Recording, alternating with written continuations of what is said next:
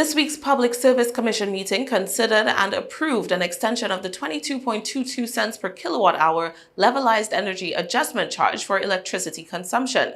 They also looked at the LEAC rate for water in the territory. Even as the Water and Power Authority continues to face a major cash shortfall, Commissioner Raymond Williams suggested reducing the rate for water.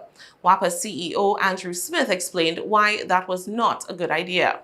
I think as everyone here today knows, we continue to receive support from the government of the Virgin Islands to offset the cost of fuel and the inefficiencies of Water and Power Authority's generation, among some other factors that result in it needing cash support. So to the extent that the rate is reduced, that would only result in an increased need in cash support for the ongoing operations of the authority. The LEAC rate is normally set on an annual basis, but this year there was no filing by WAPA. Quite frankly, I'll accept the Water and Power Authority's responsibility for not being present with the water LEAC filing today.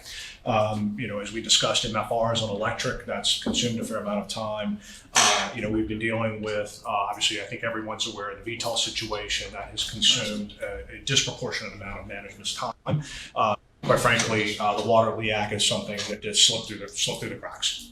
Just that's honest disclosure, right? It was not an intent to not present a filing to the Commission today.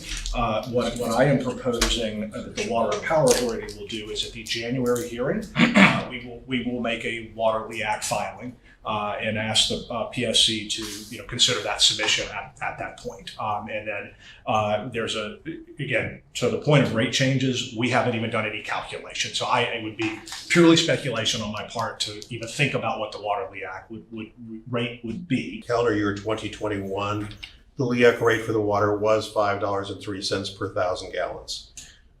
In January, the Water Power Authority had requested a rate increase of $2.982 a gallon per 1,000 gallons. And what the Commission approved was a rate of $7.82 per 1,000 gallons. And that is what is currently in effect. In having discussions with Director Smith, I stressed that this Commission has made it clear they don't want to, of course, receive filings the day of or even days before a hearing that are substantive and contain detailed information. So what I've recommended to him and would recommend to you is that any filing that's made in either late December or early January would be heard at your Commission's February meeting for implementation on March 1st. The recommendations made by Boyd Spren, attorney for the PSC, were accepted. A motion was made and subsequently approved to extend the current water LEAC rate to March 1st, 2023, pending an application by the utility prior to that time. Whatever rate is determined next year will only be applicable until the end of the calendar year, according to PSC Chair David Hughes, so that the effective date for water LEAC filings will remain unchanged.